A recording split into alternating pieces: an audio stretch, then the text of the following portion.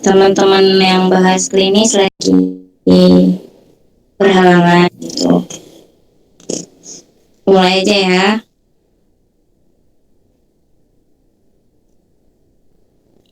Panggilin aja nanti ya, bantu panggilin ya siapa ada.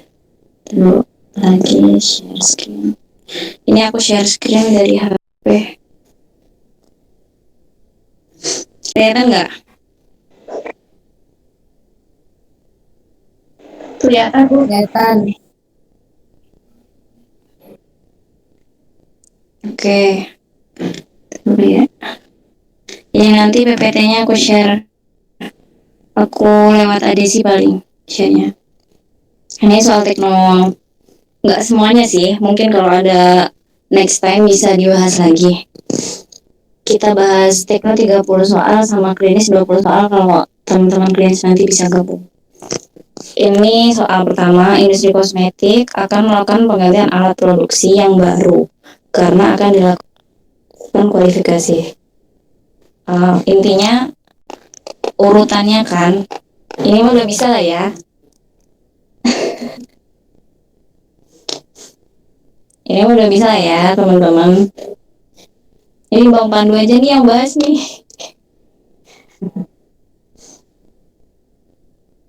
Nggak jago aku buat membahas seperti ini guys. Aduh, maaf. Jadi mana nih Bang Pandu nih? Ya Ut.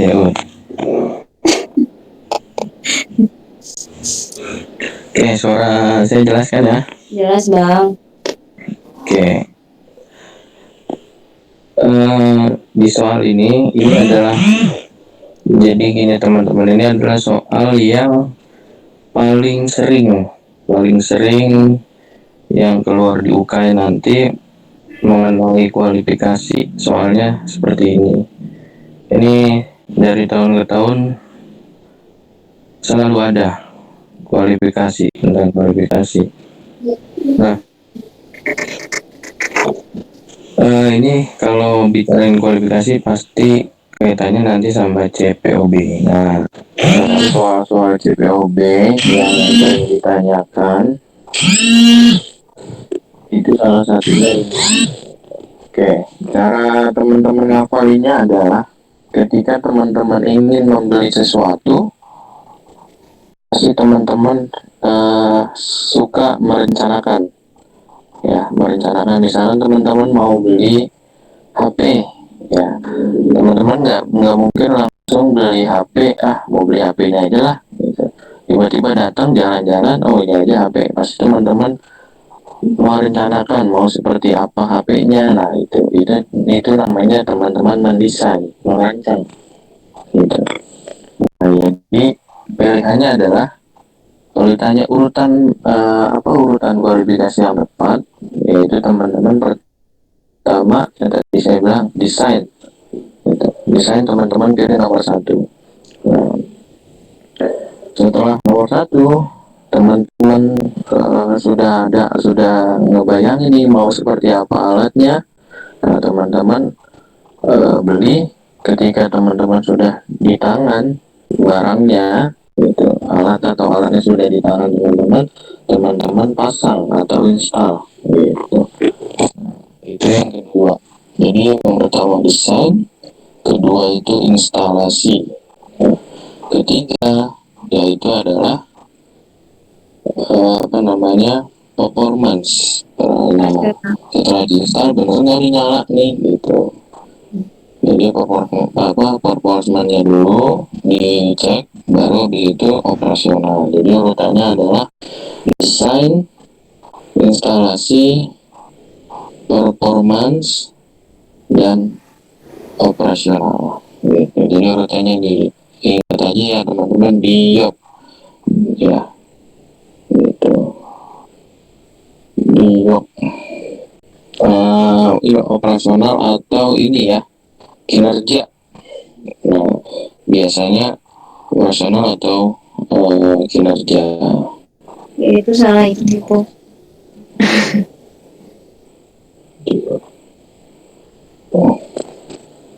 Udah kan?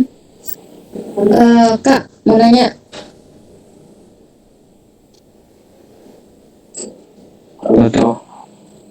bukannya ini operasional 3 sorry ya, sorry performan sorry sorry ini 4. harusnya jawabannya yang benar 1, 3, 3, 2, 4. 2, Ya, 4 ya. 1, 3, 2, 4. Nah, performance itu biasanya sama aja kayak kinerja ya teman-teman gitu. Jadi kalau ketika munculnya performance, maka teman-teman jawabnya itu paling terakhir. Itu sama aja kayak kinerja atau performance sama aja. Gitu. Jadi yang benar itu ya 1, terus apa namanya 3, terus 2 dan 4 yang C ya yang benar ya teman-teman. berarti ini salah satu yang kamu bilang tadi, Des. Iya, makanya aku itu kan tadi ngomong. Oke. Ya, lanjut.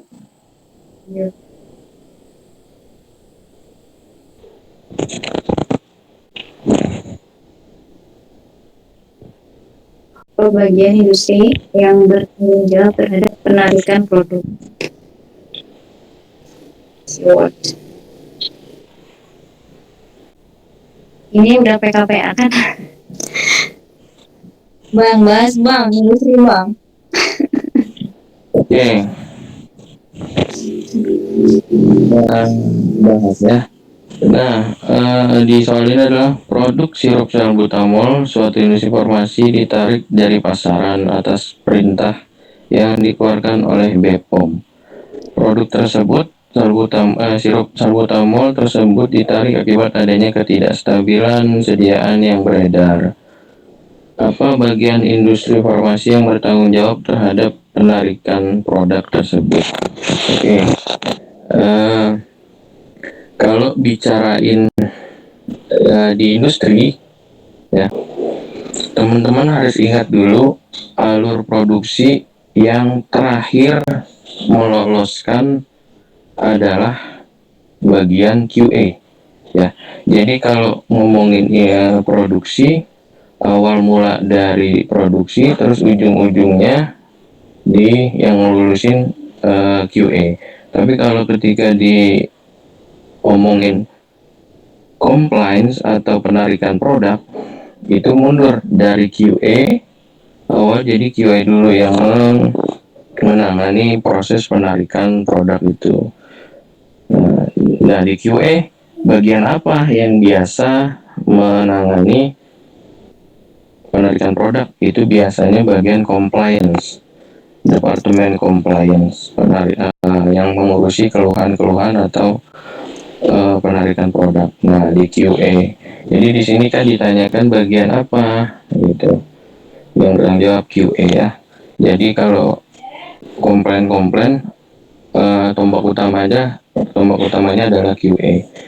Jadi jawabannya QA.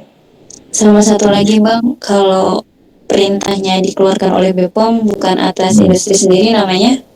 Oke, kalau perintah yang di penarikan produk oleh BPOM, yang nyuruh BPOM itu adalah mandatory recall.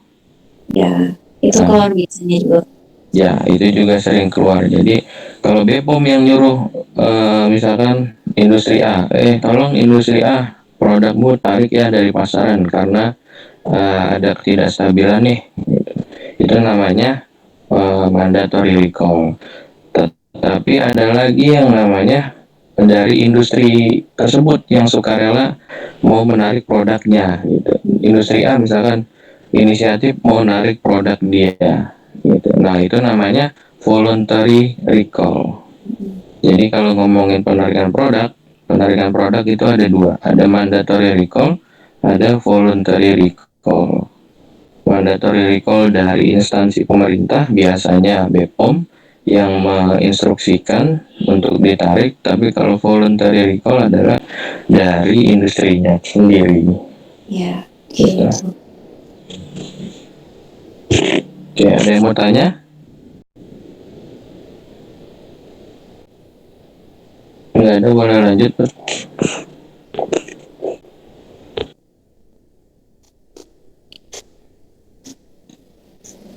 Soal 3, termasuk ke dalam BCS kelas berapa zat X.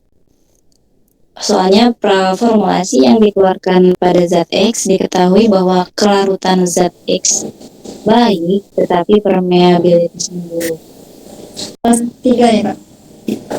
Jeng-jeng emang udah pada hafal ya kayaknya ya. Iya, baik-baik. Ini memang harus dipahami dan dihafalin sih. Baik-baik, buruk baik, kelarutannya itu. Bedanya apa? Atau enggak? Kalau obat-obat BCS kelas 1 sama kelas 3 itu biasanya nanti ada soal ketika dilakukan produk kopi gitu, obat-obat kalau dia mengikuti BCS kelas 1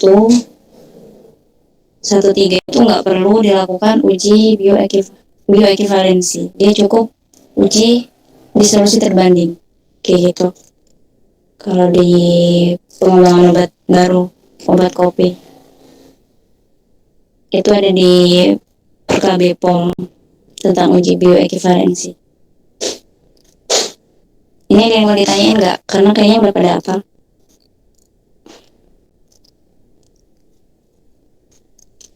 Nambahin dikit. Ya. Jadi gini teman-teman, biasanya kalau soal ngomongin BCS-BCS-an,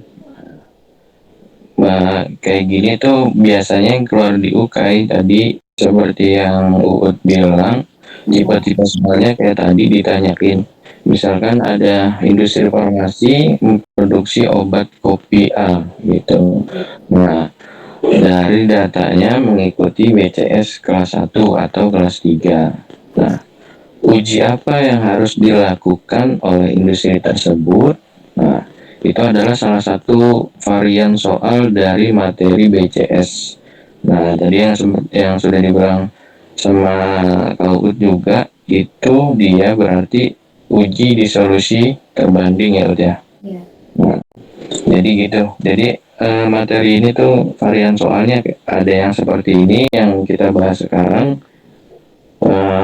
Jadi teman-teman harus hafal BCS kelas 1, 2, 3 itu kelarutan sama permeabilitasnya kayak gimana, sama yang tadi ketika ditanyain BCS kelas 1, kelas 3 dan kelas 3, uji apa yang harus dilakukan untuk membuat produk kopi yang tadi uji disolusi terbanding gitu. Oke. Lanjut.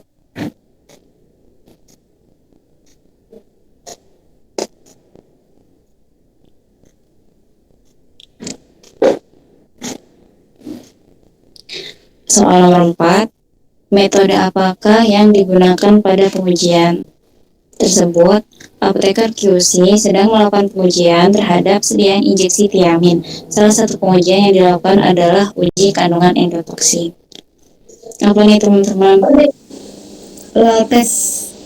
Ya. Kalau uji penyaringan membran buat ukuran partikel. Iya, betul. Inokulasi langsung, uji sterilitas bukan sih? Lupa aku. Buat melihat bakteri itu. Itu sama aja kayak inkubasi itu bukan ya Kak?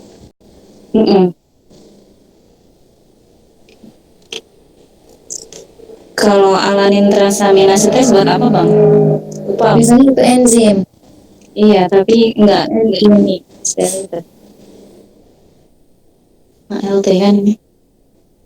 Ada nggak di sini pembacanya? Jing.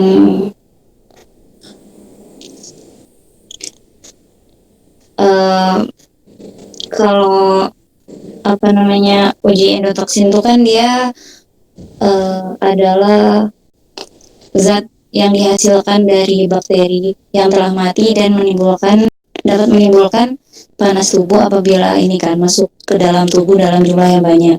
Biasanya sediaan ini tuh biasanya yang dilakukan uji endotoksin tuh infus ya. Soalnya kalau vial sama ampul tuh kan sedikit. Jadi kalaupun ada endotoksin tuh sebenarnya nggak masalah. Apa sih bahasanya Bang Ipul pernah bilang? Intinya kalau infus itu wajib, kalau vial sama ampul itu dia lebih baik dilakukan, tapi kalau tidak pun dia nggak masalah kayak gitu. Ujinya pakai itu Limulus Amobasid Liset. Dia pakai Horses Show Prep Atlantic. Oke, tambahin lagi ya. Nah, kalau ngomongin soal nanti ketemu kata-kata endotoksin, LAL test, kemudian pirogen, nah itu sebenarnya sama aja teman-teman.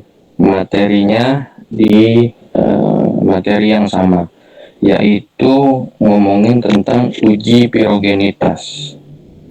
Nah, uji pirogenitas biasanya pakai apa sih gitu? Gimana cara ngujinya? Uji pirogen itu biasanya yang dilakukan ada dua, yaitu pakai metode LAL test ini, sama satu lagi pakai media kelinci. Kalau media kelinci, apa sih yang dilihat dari kelinci? Gitu. Nah, dari kelinci itu panas suhu tubuh dari kelinci tersebut. Gitu. Nah, pirogen yang tadi kan kalau di sini pembahasannya endotoksin dari suatu bakteri. Nah, jadi teman-teman kalau nanti soal ngomongin endotoksin tapi nggak ngomongin pirogen, ya teman-teman sama aja gitu. Jadi jangan bingung, oh ini endotoksin apaan ya gitu. Sedangkan kemarin kita bahas pirogen. Nah, gitu. Nah, tadi kalau ngomongin sediaan steril, kan ini di materi sediaan steril ya. Kalau sediaan steril, apa sih yang harus jenis sediaan steril apa yang harus dilakukan uji pirogen atau uji bebas endotoksin? Nah, tadi sempat dibilang sama Kak Ud, yaitu sediaan steril yang bervolume besar. Nah, apa yang jadi salah satu contohnya, yaitu benar kata Kak, itu infus gitu.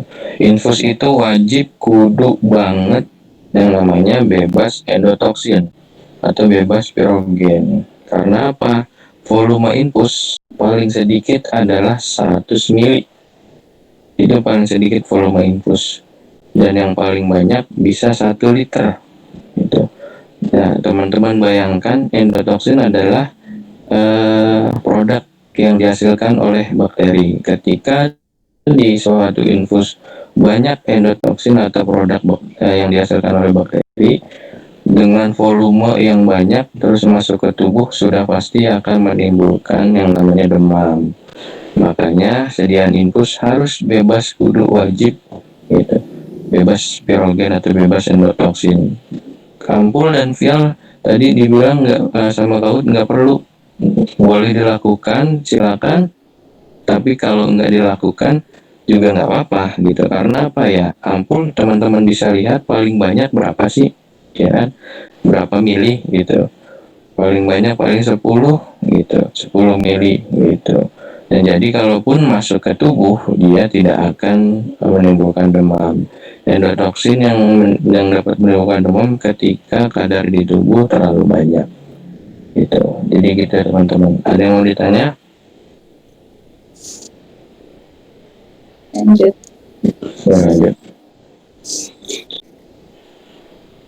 Nah ini Bang, Nah, baru diomongin.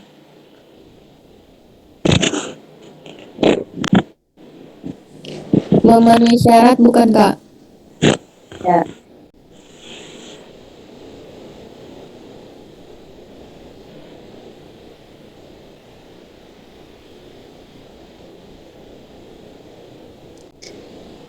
ini kan lanjut soal yang tadi ya, sama aja ya.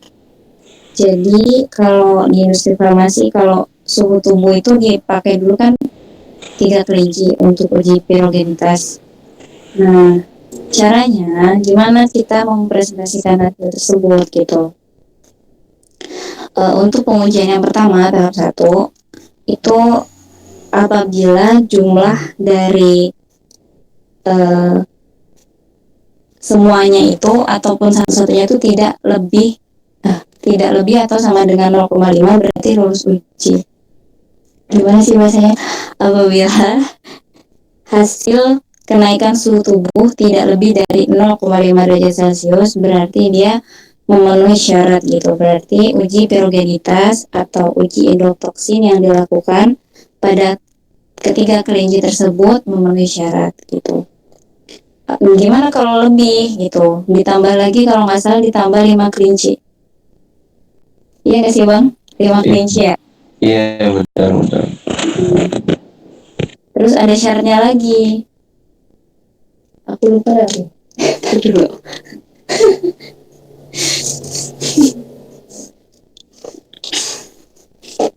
Mana ya?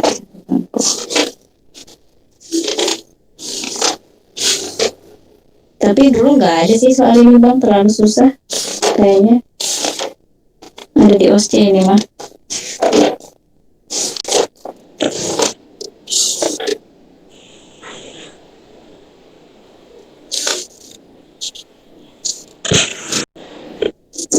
Coba Bang.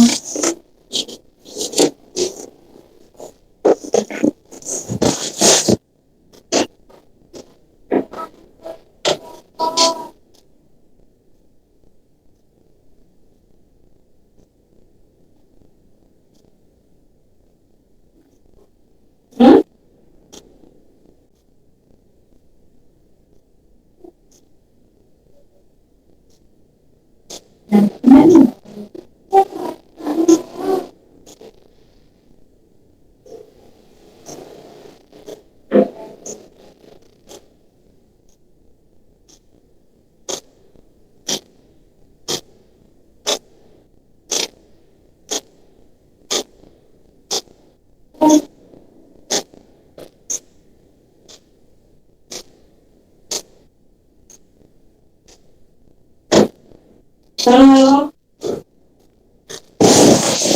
Maaf lama.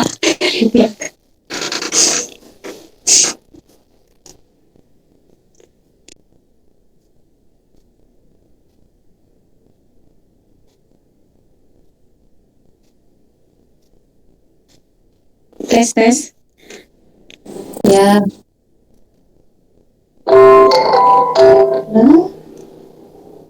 Terus.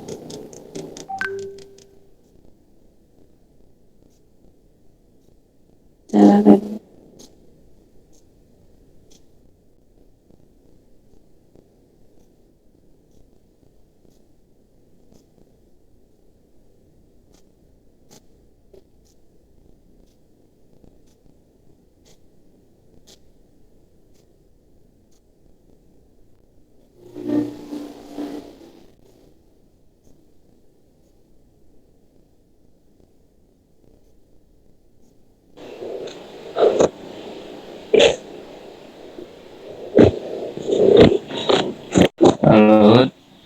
Halo Bang. Oke, sorry. Habis dari belakang. Udah belum? Udah. Enggak, belum. Ini ulang lagi ya. Tadi kan 3 kelinci dulu nih. 3 kelinci ternyata menunjukkan 0 di atas 0,5 derajat Celcius. Jadi ditambahin lagi 5 ekor kelinci, teman-teman. Terus gimana? Berarti kan totalnya ada 8 tuh. Nanti kita lihat hasilnya lagi, apakah memenuhi syarat atau tidak. Apabila kalau 3 dari 8 menunjukkan 0,5 itu nggak lulus. Jadi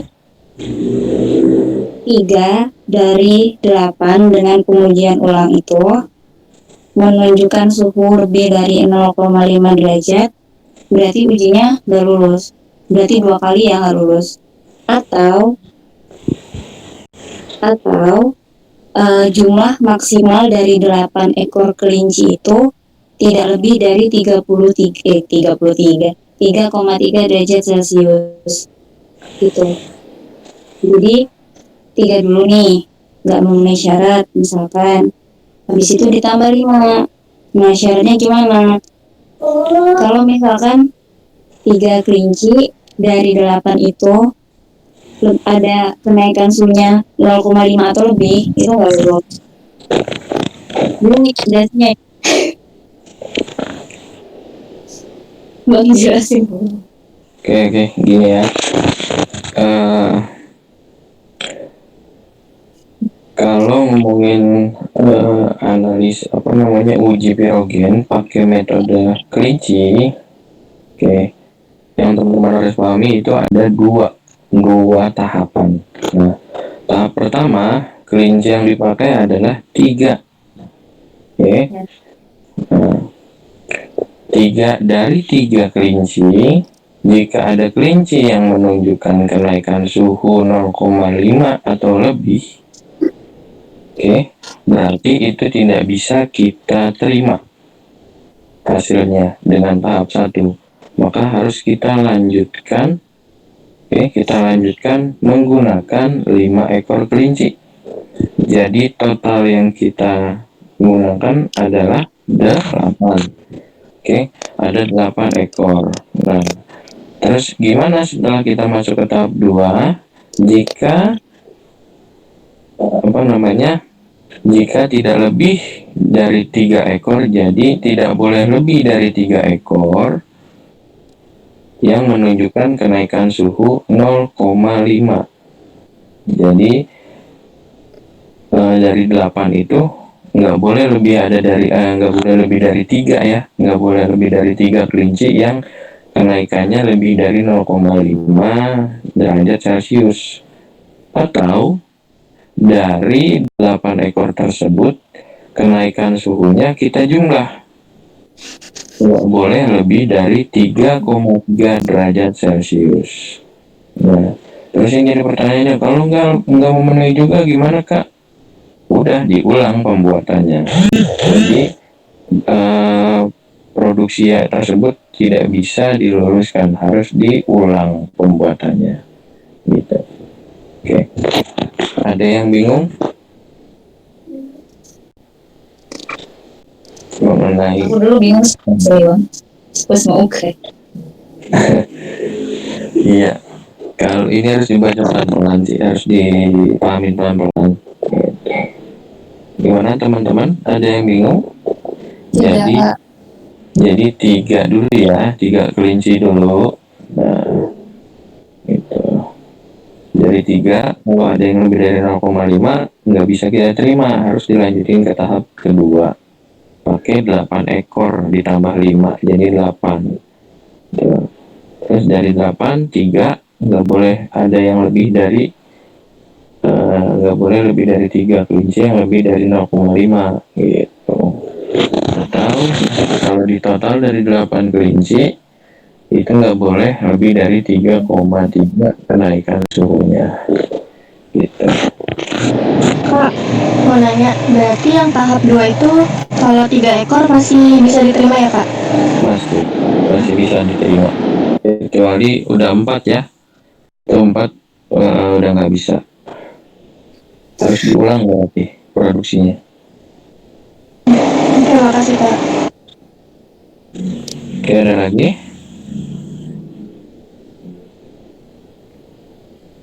Oke, lanjut tuh mungkin. Oke. Ini. Nah, ini baru ngomongin ya tadi. Ya, ini juga baru diomongin kan. BCS kelas 1. Tadi apa pengujian yang dilakukan? Ya udah dibahas ya. Ya, nama lain UDT apa? Uji dissolusi terlebih Di PerKBPOM itu nama lain UDT uji ekuivalensi in vitro. Tapi pernah sih ada soal yang ada ABC-nya, ada dua-duanya. Kurang tahu kalau itu ya. Cuman kalau misalkan nanti ada soal yang tadi kan udah dibahas, BCS kelas 1 dan 3 itu apabila dilakukan pengembangan obat kopi gitu dengan formula yang sama, dengan zat aktif yang sama, dengan sediaan yang sama, dosisnya.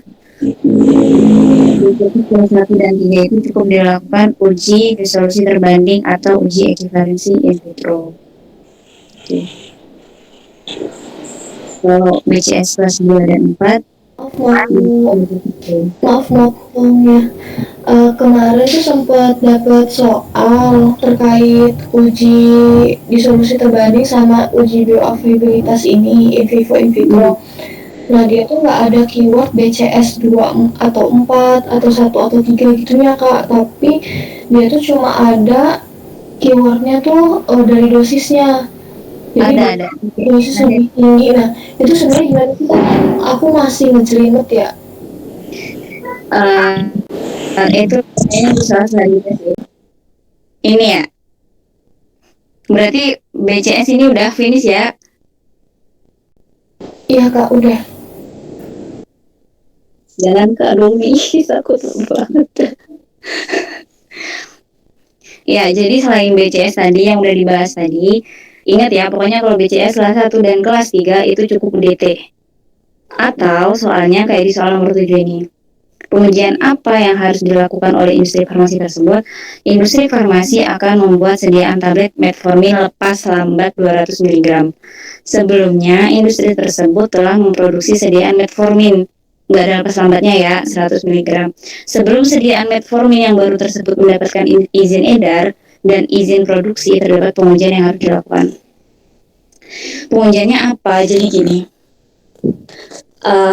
apabila suatu industri farmasi dulunya pernah mengembangkan obat dan dia akan mengembangkan obat next diperbarui lah ya, R&D-nya pengen bikin metformin lepas lambat nih gitu.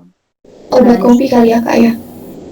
Iya, dia kalau lepas lambat itu kan formulasinya pasti beda dong, disolusinya juga pasti beda. Nah dia harus uji in vivo.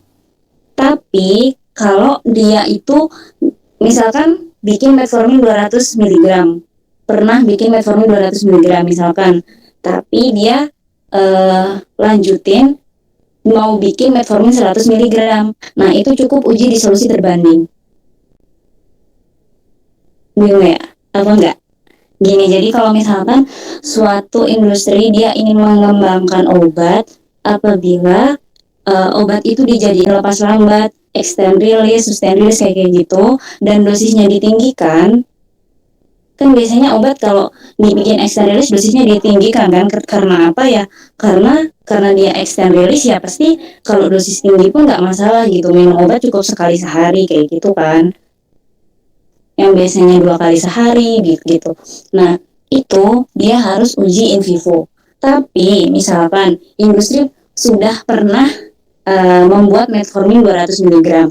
Kemudian dia ingin membuat metformin 100 mg. Nah, itu cukup uji disolusi terbanding. Jadi nanti baca soalnya jangan sampai kebalik gitu. Ada yang mau tanyain?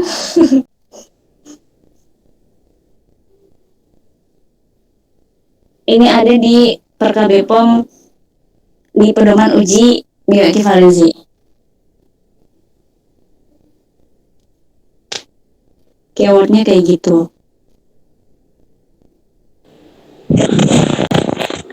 Ya makasih kak Uut. Dia Kak Anissa. Teman-teman gimana? Ini keluar di ujian udah kayaknya di UKI ku ada ini. Good. Ya. Oke, tambahin dikit ya. Oke, jadi teman-teman gini aja. Kalau keluar model model 2 kayak gini, varian soalnya modelnya kayak gini, ya tentang uji-uji disolusi perbanding BCS-BCS-an. Kalau yang varian pertama kan gampang tuh, tinggal teman-teman hafalkan aja 1-3 ODT ya kan. Nah terus yang 2 sama 4 harus vivo ya tadi di atas. Jadi teman-teman yang untuk varian kedua teman-teman gini aja, kita main logika atau kita main pemahaman konsepnya. Jadi ketika industri tersebut membuat suatu obat yang awalnya dia cuman berbentuk tablet biasa, tetapi dia mau membuat ya obat keduanya dengan bentuk modifikasi. Apa yang dimaksud dengan modifikasi? Kayak lepas lambat, sudden release, extended release, terus tablet oros dan lain sebagainya. Itu teman-teman harus berpikir, oh kalau dimodifikasi berarti harus dilakukan benar nggak nih, pelepasan lambatnya benar nggak, dilepaskan secara lambat atau enggak. Berarti dia harus dilakukan uji in vivo. In vivo adalah uji yang di dalam tubuh. Benar nggak nih ketika obat masuk ke dalam tubuh beneran, ya kan? Benar nggak yang diharapkan dosisnya yang dilepaskan dari obat yang diminum itu, yang kita bikin itu beneran segitu. Makanya harus dilakukan in vivo karena dia modifikasi dari bentuk yang biasa konvensional dimodifikasi ke bentuk yang luar biasa. Contohnya extended release itu kan, itu luar biasa, minum sekali bisa buat sehari, ya kan. Tapi iya, digedein kan. Nah, tetapi ketika dia metformin 200 mg, tablet konvensional, tablet biasa 200 mg misalkan. konvensional. Terus di soalnya lagi dia mau bikin metformin tablet konvensional tapi dosisnya 100. Nah, itu kan sama-sama konvensional tuh kan, ya kan? Belum nggak ada dilakukan modifikasi tablet. Jadi nggak perlu dilakukan sampai repot-repot in vivo di dalam tubuh beneran. Dan cukup aja terbanding aja gitu. Karena sama-sama konvensional dua-duanya gitu. Jadi terbanding aja gitu. Jadi teman-teman pemahamannya gitu aja. Jadi biar nggak lupa gitu. Jika dia dibikin lebih dari sebelumnya, tadi sebelumnya konvensional terus dibikin baru bentuknya extended release kayak gitu-gitu, berarti teman-teman harus in vivo. Nah, tetapi kalau dia bikinnya sama aja, orang sama-sama tablet konvensional, cuman beda dosisnya doang, ngapain repot-repot, udah aja UDT gitu. Jadi gitu teman-teman cara mudahnya gitu. Ya. Terus ada lagi di Perkabipm itu obat-obat dengan indeks terapi sempit itu harus pakai uji in vivo. Pokoknya yang bahaya-bahaya gitu dia pakai in vivo. Betul gitu. Yang bahaya-bahaya kenapa di in vivo ya, karena kan udah masuk ke tubuh tuh gitu kan, ibaratnya aman nggak nih gitu. Jadi kita harus ya benar-benar in vivo kan.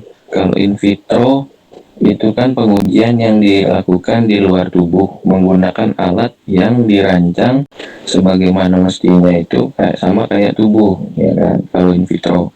Tapi kalau in vivo kan benar-benar dilakukan pengujian di dalam tubuh manusia benar-benar gitu.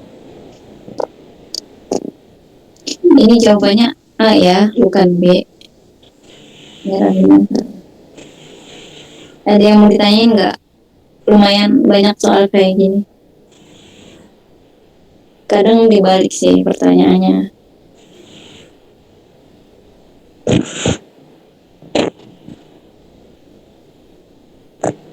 Lanjut.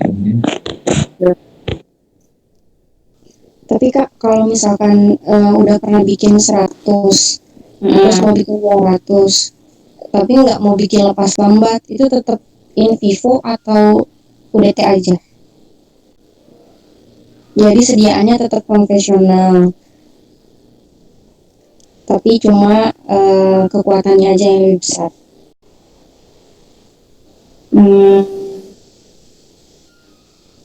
In vivo ya? Gimana dah Bang? Aku sih bacanya tuh di Perkabipm itu ya, kalau aku pribadi ya. Untuk case kayak gitu, kalau dia bukan obat yang terlalu bahaya, balik lagi dari si zat aktifnya tersebut gitu. Kalau dia nggak terlalu bahaya, dia cukup kok uji di solusi terbanding. Aku sih nggak pernah nemuin soalnya gitu ya. Biasanya kalau itu modifikasi extended release itu karena dosisnya lebih tinggi gitu. Ada di poin berapa ya? 2 titik itu. Itu ini apa namanya cukup UDT. Ya, setahu aku juga. Kalau dia, tapi balik lagi sih kalau menurut aku ya dari obatnya, obat-obat yang nggak bahaya. Kayak model-model, pokoknya yang dia dosisnya, biasanya obat yang bahaya tuh malah yang dosisnya lebih kecil ya, kayak dikuksin kayak gitu. Dia Betul. dosis kecil udah ini kan. Iya. Benar, dibalik lagi di PKBPOM memang benar balik lagi ke zat-zatnya. Pokoknya kalau yang nanti ketemu soal indeks terapi sempit, walaupun dia mau dibikin apa, itu harus in vivo ya gitu. Apalagi walaupun dia cuma beda dosis gitu, tetapi dia punya indeks terapi sempit gitu. Itu tetap in vivo. Tapi kalau misalkan yang enggak ibaratnya obatnya bukan indeks terapi sempit lah dibilangnya, itu cukup UDT aja.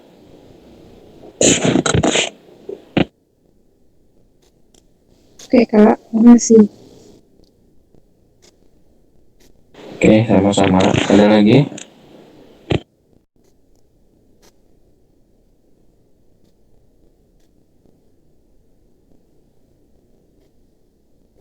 Lanjut, Bud. Ini abang aja bang.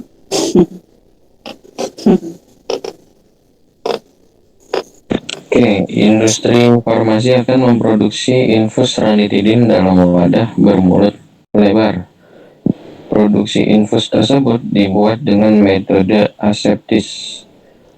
Perlu dilakukan tindakan pencucian dan pembilasan pada wadah di kelas tertentu. Bagaimana spesifikasi ruangan prosedur tersebut dapat dilakukan? Ada yang tahu? Pencucian dan pembilasan. Kelas D. D. Kelas apa? Sama Mas D. Kelas D Ya. D, iya Pak. tanpa LAF dengan kelas D. Oke. Alasannya kenapa?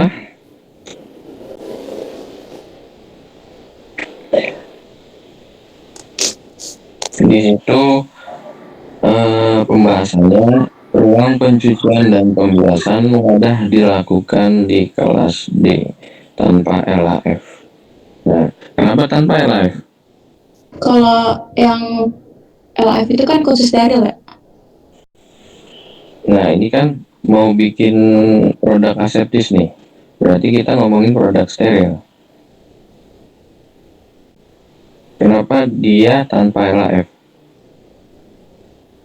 Karena LAF adanya di kelas A. Betul. Betul sekali. Jadi, kenapa dia di kelas D tanpa LAF? Karena yang ada LAF itu hanya di ruang kelas A. Nah, makanya dia dibilang kelas D tanpa LAF. Oke, gitu. Jadi biasanya di industri farmasi itu kalau dia nyucinya di kelas D, dia biasanya kelas ruangannya itu sebelah-sebelahan, nggak mungkin jauh gitu. Jadi biar ketika dipindahkan dari kelas D, ruang kelas D ke kelas A itu tidak terkontaminasi gitu. Jadi ingat teman-teman ya, yang ada LAF hanya di ruang kelas A. Oke. Nah, itu untuk refresh lagi ya. Kelas A untuk produk apa? Untuk produksi apa? Ya, salep mata. Aseptis salep mata.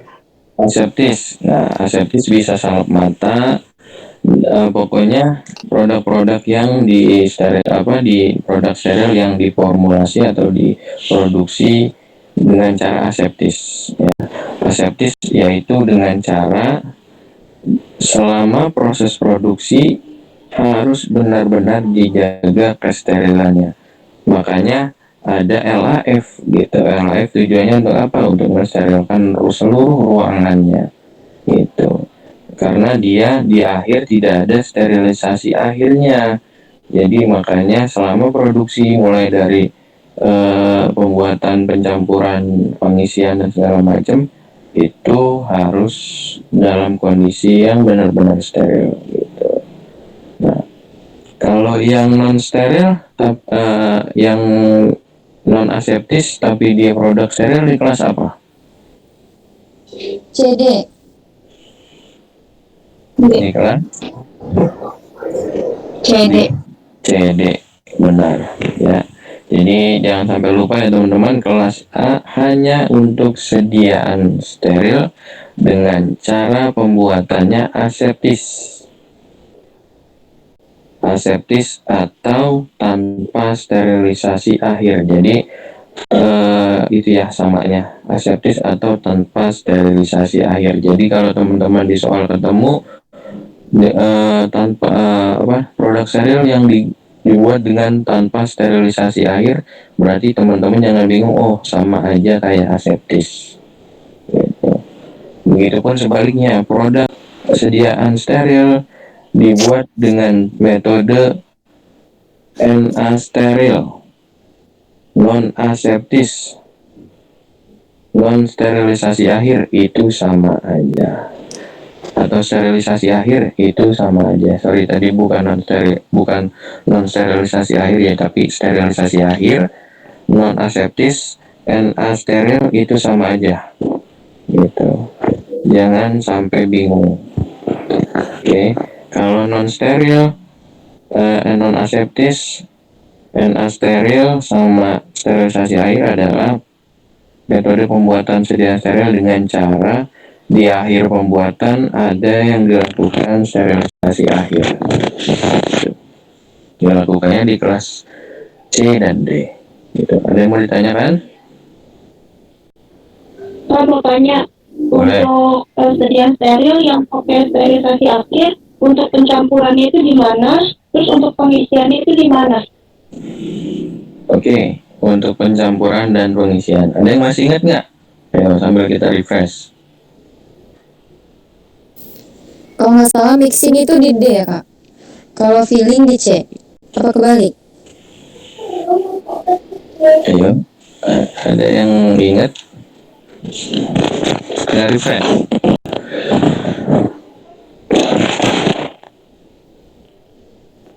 Filling di A ya kak. Gimana? Filling di A. Kalau untuk yang sediaan aseptis, iya filling di A. Tapi kalau untuk yang non aseptis atau NA steril atau sterilisasi akhir, yang tadi ya. Jadi fillingnya itu di mana tadi ya? Di D. Di C. C. Filling Terus? di C. Mixing di D. Ya, jadi gitu ya. Filling itu adanya di C, sedangkan mixing adanya di D. Untuk sediaan steril dengan metode non aseptis. Gitu. Terima kasih Kak. Ya, sama-sama. Ada lagi?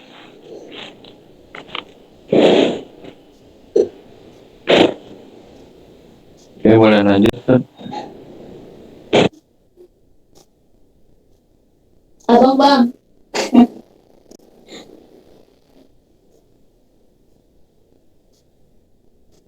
Kak, maaf mau nanya terkait pengemasan. Ada beberapa nemu terkait pengemasan primer sama sekunder. Itu beda ya Kak ya? Atau sama Kak? Sama-sama di E.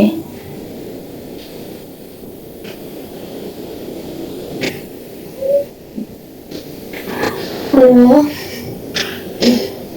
kedengeran ya? Mau si Anis.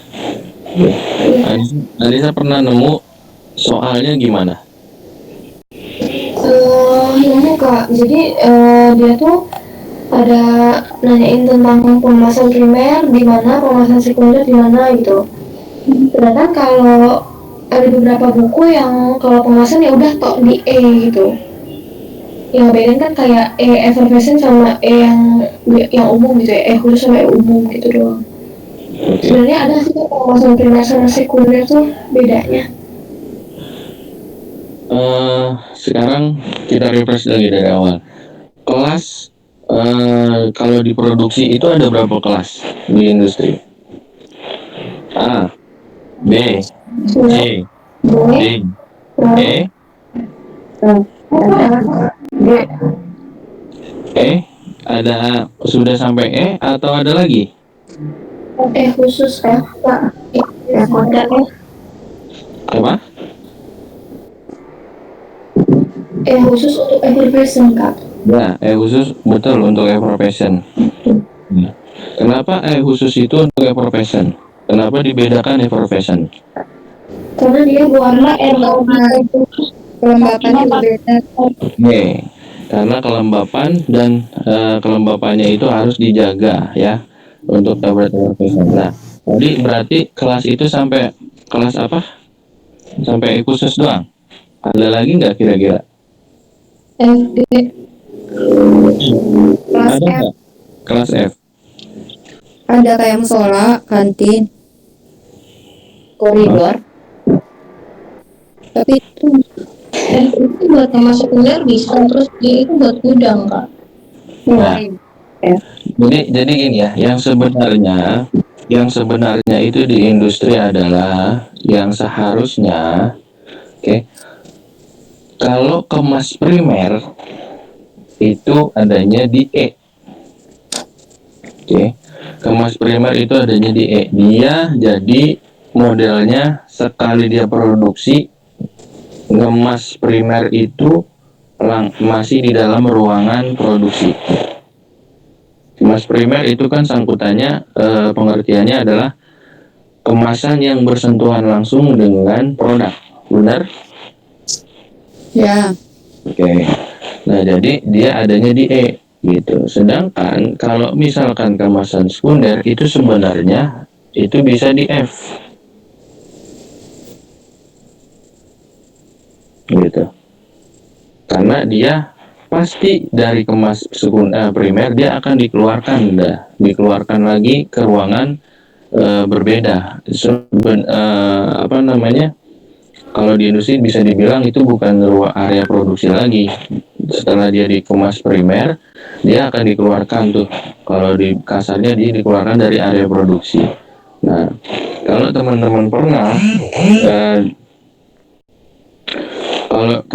pernah ibaratnya main ke ruang produksi industri farmasi, pasti ada yang orang kerjaannya ngepak-ngepak. Pernah lihat gak?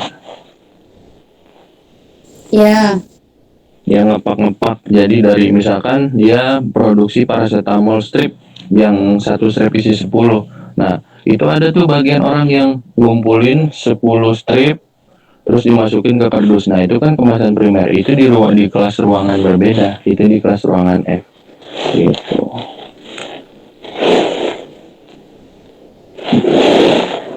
Gimana Anissa dan yang lain?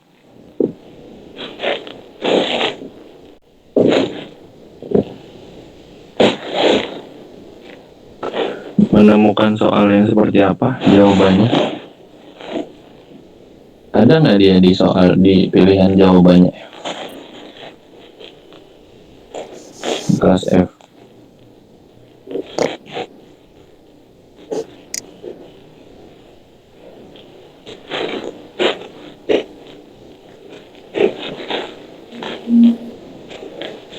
Tidur Uut. Enggak. Oke, Anissa gimana? Jadi yang lainnya atau yang lain boleh nanggepin? Iya, masih kak. Oke. Jadi jelas ya. Oke, ada yang mau nanya lagi atau bisa lanjut? Lanjut, Ot. Lanjut.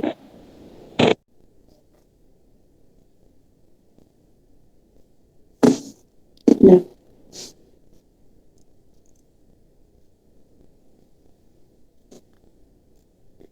Oh, ini kan metode sterilisasi yang tepat untuk injeksi tersebut adalah bagian R&D suatu industri farmasi akan memproduksi injeksi analgetik antipiretik dengan zat aktif metamfetamon. Berdasarkan studi praformulasi atau preformulasi, diketahui zat tersebut berbentuk kristal, putih, dan tidak berbau, mudah larut air, tahan panas, dan stabil pada pH 5,3 sampai 6.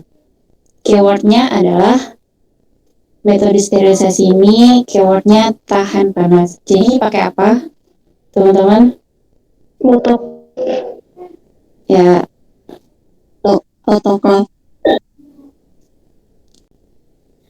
apabila zat tersebut tahan panas, itu langsung aja pakai autoclave.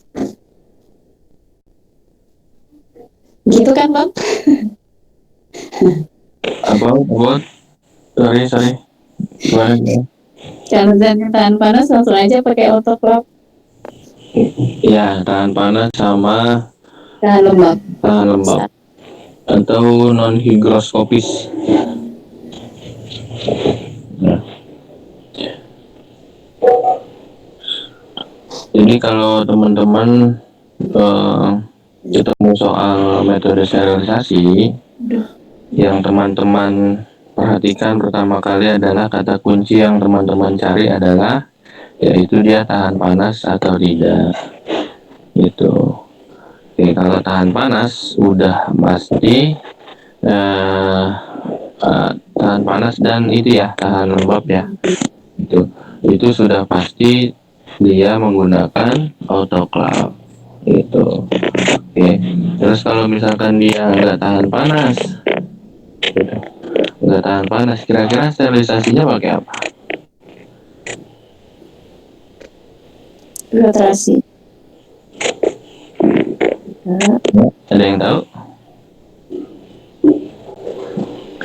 Filtrasi. Ya, teman. Ya, filtrasi. Jadi kalau dia tidak tahan panas, biasanya disterilisasi pakai filtrasi. Tuh. Nah, sekarang itu kan ada filtrasi, terus ada gas, ada radiasi. Teman-teman tahu nggak kira-kira? Ini refresh saja. Gas itu biasanya digunakan untuk apa? Ruangan. Oke. Terus kalau radiasi? Ruangan juga bisa. Ruangan juga bisa. Oke, selain ruangan apa lagi?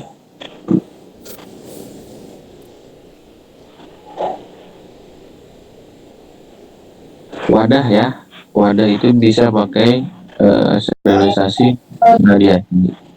Contohnya teman-teman kenal yang namanya Insto, tetes mata. Nah, itu wadahnya, wadah dari Insto-nya itu disterilisasi pakai radiasi. Gitu. Jadi radiasi bisa untuk sterilisasi wadah. Kenapa? Gas bisa nggak buat sterilisasi wadah? Sebenarnya bisa, tapi dia meninggalkan itu bukan residu. Betul. Jadi gas itu jarang dipakai untuk wadah ya, karena dia bakalan menimbulkan residu, bisa mengkontaminasi produk-produknya. Gitu. Oke. Yang mau tanya? Lanjut, Ot. Nah, begitu. Industri farmasi memproduksi sediaan steril yang memiliki komposisi, salah satunya glukosa. Fungsi glukosa dalam formulasi injeksi adalah kira-kira apa? Pemanis? Isotonis. Ya, mengisotonis. Jadi nggak mungkin kalau di sediaan steril glukosa di sini jadi pemanis karena kan nggak dicicip pakai lidah ya.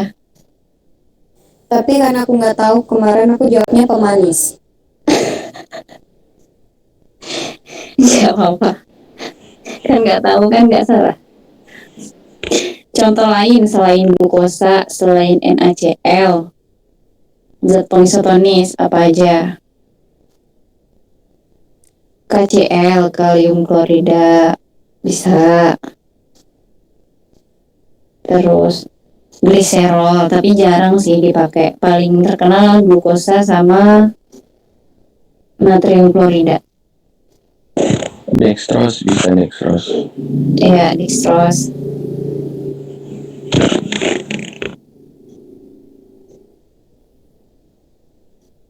Terus apa lagi?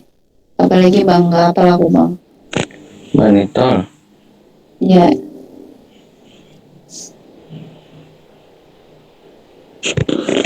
itu sih biasanya yang di UKAI. Yang biasa UKAI itu yang familiar aja teman-teman gitu. Yang namanya aneh, yang teman-teman jarang denger, yang susah disebutin, itu nggak bakalan jadi option.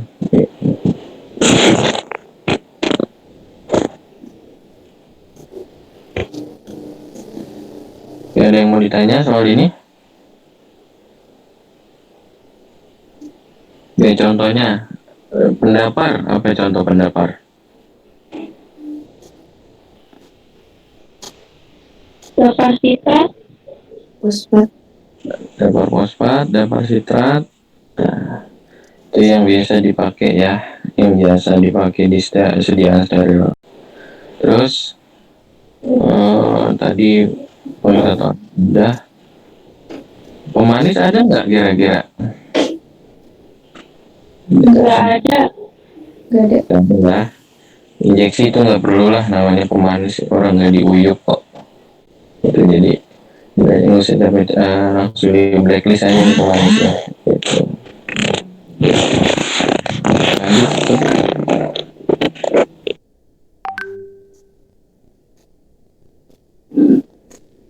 Lanjut.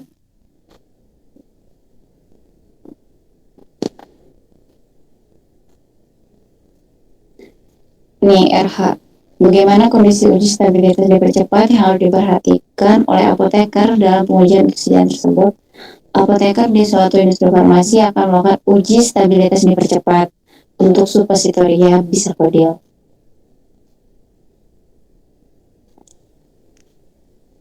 Ini kemarin tuh pengujian tersebut untuk mengetahui masa kadaluarsa dari produk suppositoria. Kayaknya ini kuncinya salah dah. B ya kak jawabannya. Suppos itu Yang A. harusnya A. Kalau nggak salah Jadi ya. dipercepat. Dia suppos guys. Emang beda ya kak? Suppos Iya ya, kalau suppos 40 bener ya? Betul. Beda ya. Salah dong aku.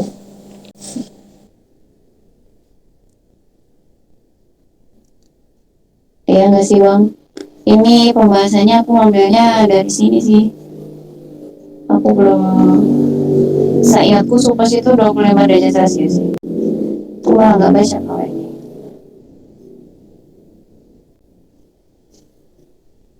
Kalau 40 itu dia buat obat biasa. Maksudnya sediaan Itu yang dulunya buat yang dingin ya, penyimpanan dingin. Suppos. salah. Ya, kita cari. Ya, 25 derajat Celcius. Jawabannya yang A. Uji stabilitas dipercepat itu kalau dia obat biasa 40 derajat Celcius, kelembapannya 75%. Tapi kalau dia itu suppositoria, yaitu 25.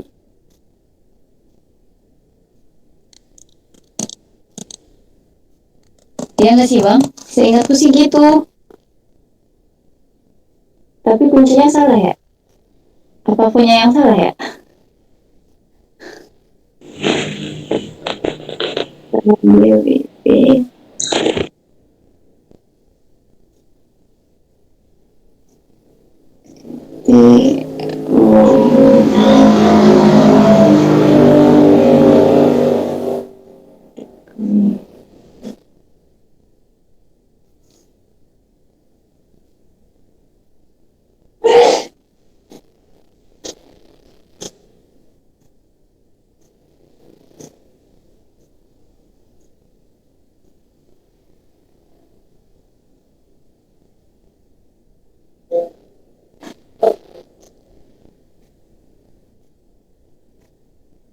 Apa 30 ya malah ya? Nggak apa? Pas bang, aku lupa. Kayaknya bukan 40 dah bang. Gini, kalau teman-teman gini aja, biar nggak lupa ya, biar gampang gitu ngapalinnya. Kalau uji stabilitas ada dua, uji dipercepat dan uji apa satu lagi yo? Panjang. Panjang. Ya. Uji stabilitas diperpanjang atau uji stabilitas sesungguhnya itu sama aja tuh, cuman beda ini aja penyebutannya aja, tapi intinya sama. Kalau uji stabilitas dipercepat, uji stabilitas dipercepat itu sudah pasti biasanya suhunya lebih ditingkatkan dari sebelumnya, atau suhu yang bikin dia meleleh di mana gitu, atau suhu yang dapat menyebabkan dia terurai. Kalau sediaan biasa kan, biasanya kan kita kayak nyimpan tablet biasanya di suhu ruangan biasa kan gitu. Di suhu ruang kamar gitu kan 30-an ya, 30-an. Makanya kalau obat biasa itu dipercepatnya suhu 40 ya, benar ya, kalau dipercepat sediaan biasa. Nah, ini kan yang disoal adalah sediaan apa? Sediaan supositoria. Oke, sediaan supositoria. Nah, biasanya kalau teman-teman pernah ini nggak sih, pernah beli gitu atau pernah make kali dimasukin ke duburnya jadi kayak dul kolak. Nah, itu teman-teman taruh di suhu kamar yang 25 itu dia nggak mencair. Tapi ketika ditaruh di suhu 30 dia akan mencair. Jadi sepengetahuan saya itu jawabannya 30.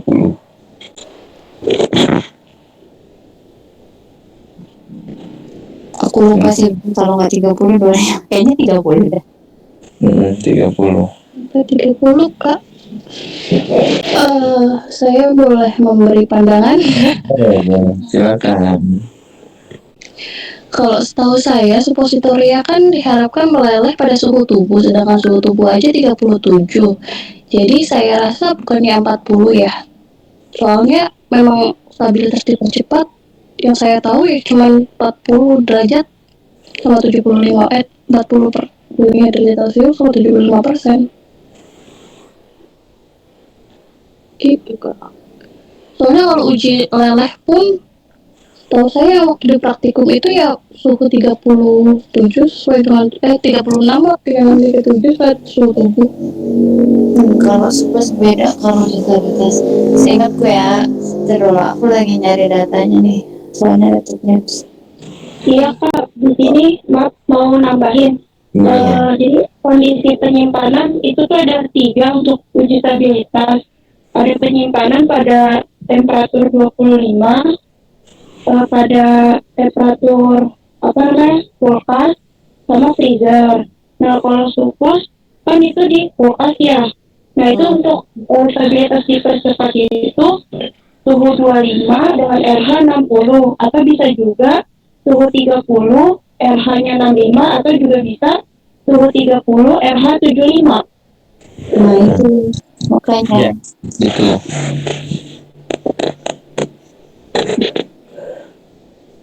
Ini tadi RH 25 berapa yang kamu omongin? RH 25 itu suhu 25, RH 60. Oh, 60. Ada semua ya, berarti. Oke, jadi gini. Ini apa namanya, karena semuanya ada tuh jawabannya. Jadi gini ya teman-teman. Uji stabilitas tadi nggak selalu 40 ya, gitu. Jadi nggak selalu 40, tergantung dari sediaan apa. Oke, itu yang kita pahamin dulu sama-sama. Nah, di sini kan ada tiga-tiganya ya jawabannya. Nanti saya coba cari lagi untuk yang apa namanya literatur yang tentang suposnya. Jadi tapi teman-teman kita pahamin adalah nggak semuanya uji stabilitas dipercepat di 40.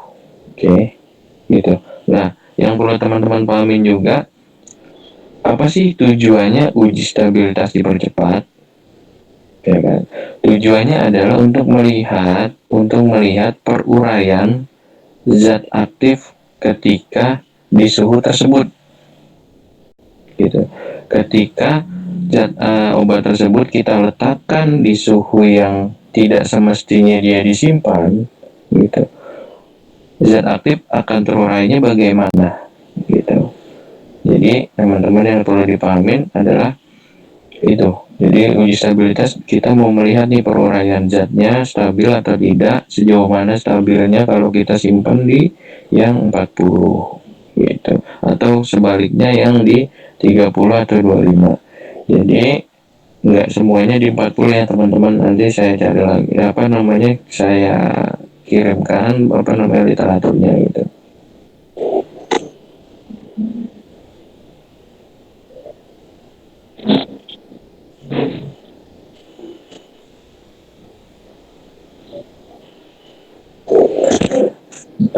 Anindia ya tadi literaturnya apa? Dari guideline WHO 2018, Aneks 10. Oke, bisa dikirim ke grup ya, coba ya. Oke, Kak. Iya, oke. Oke, sementara kita lanjut dulu.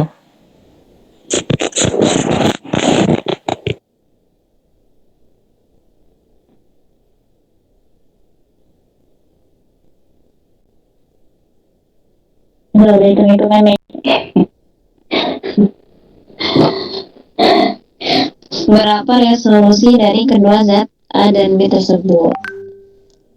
Zat A dan B dianalisis dengan KCKT. Diketahui waktu retensi zat A dan B secara berturut-turut yaitu 5,3 dan 3,0. Sedangkan puncaknya masing-masing 1,5 dan 0,5. Berapa resolusi dari kedua zat A dan B tersebut? Rumusnya 2 dikali delta T per W1 plus W2. Jadi pertamanya kita lihat dulu nih, pertanyaannya kan resolusinya nih. Kita lihat dulu T1, T2. Kalau namanya delta T itu nggak masalah ya, dia nanti yang penting itu minus atau enggak. Yang penting kalau delta itu kan namanya delta apa bahasanya? Selisih dari waktu retensi dibagi jumlah puncak. Berarti 2 dikali selisih 5,3 dikurang 3,0 dibagi 1,5 ditambah 0,5.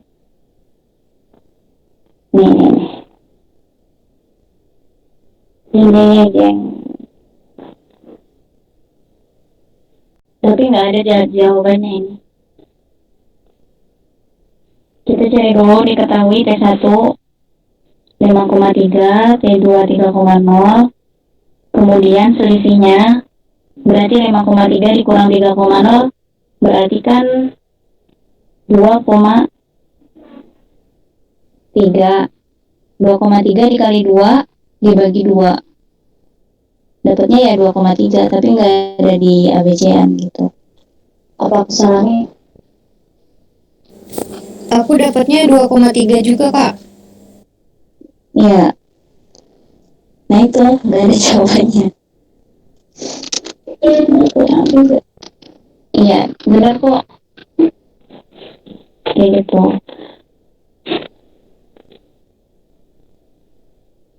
Kalau resolusi kayak gini ya rumusnya ya.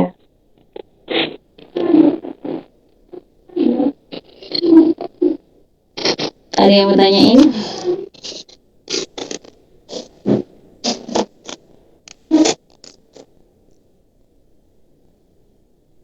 Gak masalah sih sebenarnya kayak 3,0 dikurang 5,3 gitu. Misalkan hasilnya minus gitu. Gak masalah karena dia bahasanya itu selisih kayak gitu. Soalnya kadang retensinya itu kalau dipikir-pikir kan ini T2-nya kan 3 dulu nih, 3,0 dikurang 5,3 gitu. Jadi kan minus. Tapi karena sebenarnya tuh dia itu selisih, yang penting ya selisihnya aja gitu. Nggak masalah dia hasilnya minus. Tapi pasti harusnya sih ada jawabannya gitu.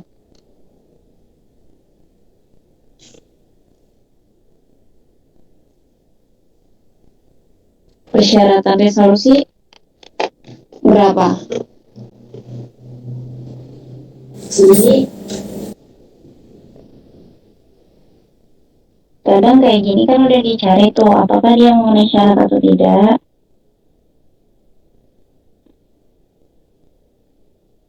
Resolusi lebih dari 2 kan ya?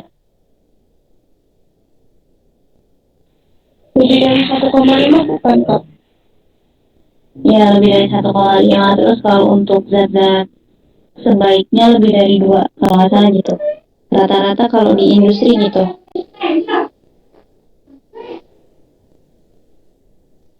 Jadi kalau sebenarnya gini, maksudnya di atas 0,5 itu tuh udah masuk persyaratan. Tapi untuk pengembangan metode sebaiknya tuh biar lebih bagus lagi itu dipersyaratkan lebih dari atau sama dengan 2 kayak gitu. Berarti kalau misalkan ini soalnya ditanya apakah memenuhi persyaratan, berarti jawabannya memenuhi kayak gitu ya.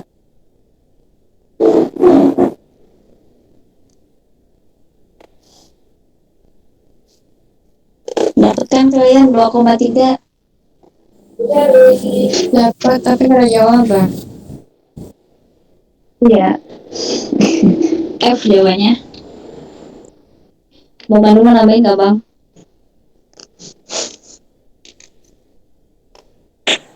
Lanjut Ton.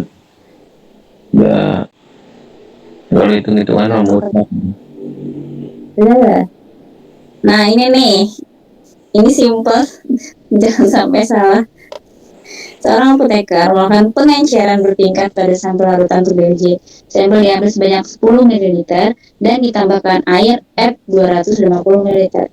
Dipipet kembali 10 ml dan diencerkan kembali 100 ml. Pengenceran tingkat berapa yang dilakukan pada sampel tersebut? Berapa? 250 kali. Oh iya. Gimana caranya? 250 dibagi 10. Terus Nah, nanti terus? hasilnya dikali sama 100 dibagi 10. 25 kali 10, 250. Ya, caranya kayak gitu teman-teman. Jadi jumlah total yang di-add-kan dibagi sama sampel. Habis itu dikali pengenceran kedua. Jumlah total lagi dibagi sama sampel yang dipipet kayak gitu.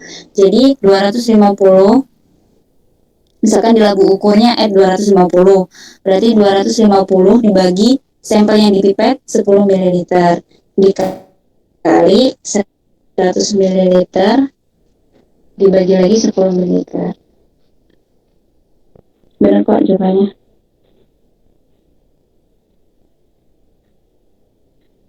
Udah. Ini kalau digambarin nggak bingung kan maksudnya. Kalau ada soal kayak gini nggak bingung kan ya?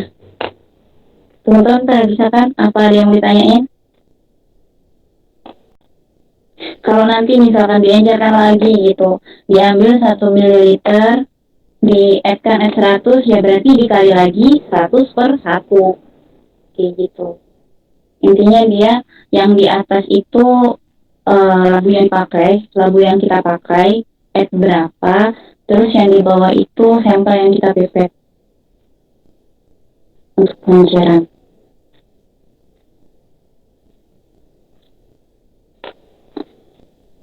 Udah? Teman-teman yang tanyain enggak? Oke. Ya. Lanjut. Bang Pandu mau nambahin enggak? Nggak, lanjut.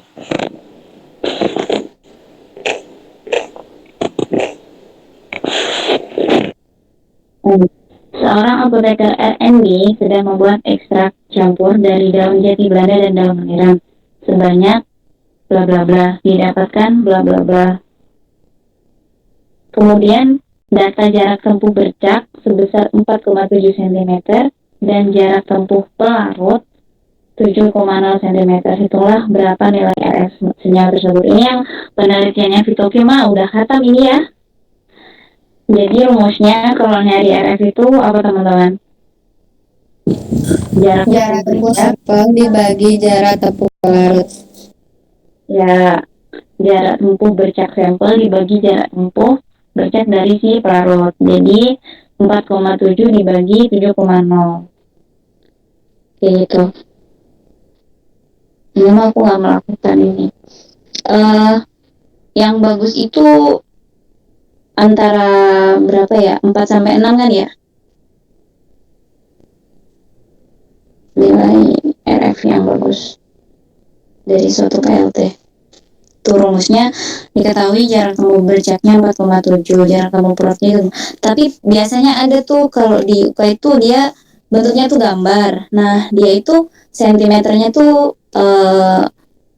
di bawahnya ada ini kertas gitu loh, bentuknya kertas. Dulu aku kasih ini, maksudku sih kalian nggak paham kalau kelihatan nggak kamera aku?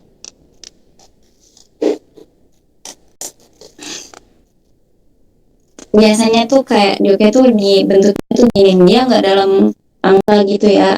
Misalkan plat KLT-nya diketahui 10 cm. Terus di sininya 1 cm. Terus di sininya 1 cm. Ini jarak tempuh pelarut biasanya dikasih panah. Bercatnya di sini misalkan. Jadi kita ngitung sendiri nih. Misalkan di sini 6 cm.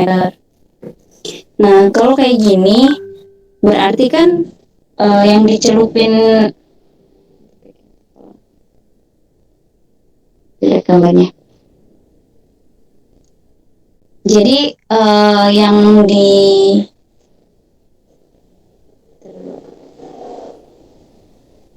kita belajar ngitung ini ya, apa bahasanya? Jarak tempuh ya. Jadi yang dihitung itu yang di atas, ya kan anak-anak itu gimana nih? Jadi misalkan kayak gini, ini 6, misalkan ini 5 cm. Berarti dikurang dulu dong ini. Berarti misalkan ini larutnya sampai sini doang misalkan. 6 dikurangi 1 cm berarti 5. Ininya 4, berarti 4/5 gitu. Ini 5 dikurang 1 sama 4, 4/5 RF-nya sekian. Kayak gitu. Kadang tuh gambarnya tuh harus teliti gitu, dia nggak langsung angka, jadi dibentuk gambar. Kan kalau kita pakai KLT itu kan digaris dulu tuh di tempat penotolan dan pencelupannya. Jadi jarak tempuhnya itu dicarinya dari totolan si sampel atau si itu pelarut dikurangin sama jarak kertas KLT itu yang kita garis, kayak gitu. Paham nggak maksudku? Aku sedikit susah untuk menjelaskan.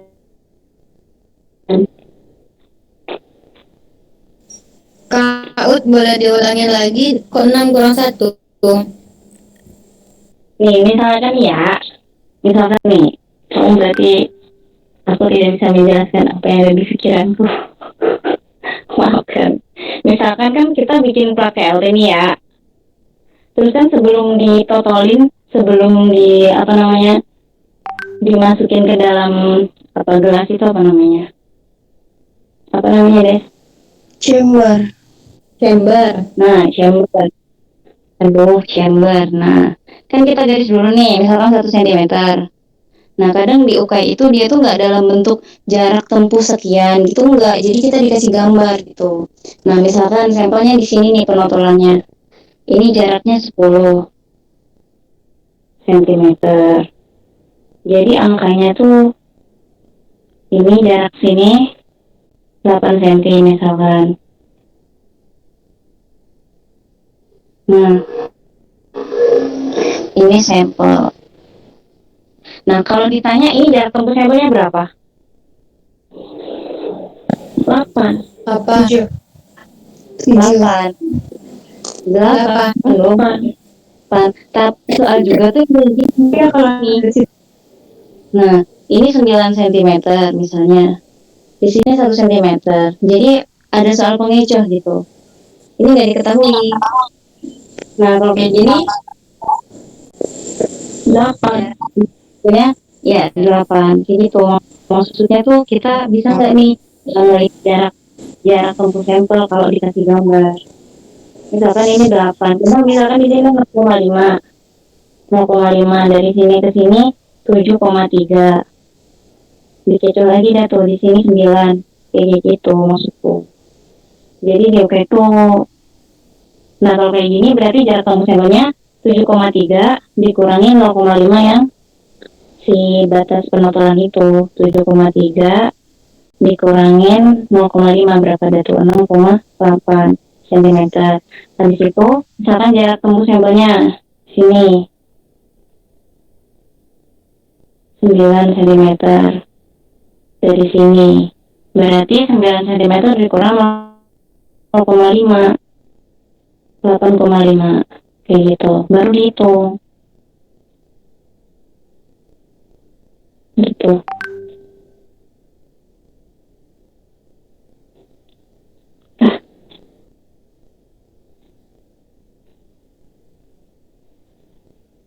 Halo, kok keluar dah? Ya Kak, ya paham.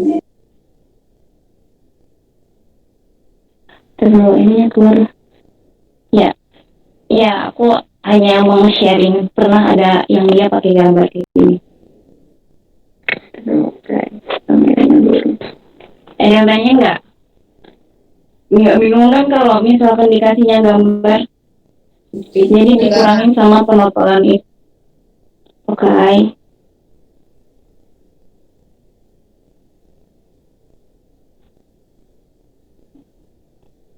Lanjut. RF nggak ada satuannya ya. Sentimeter sama sentimeter habis.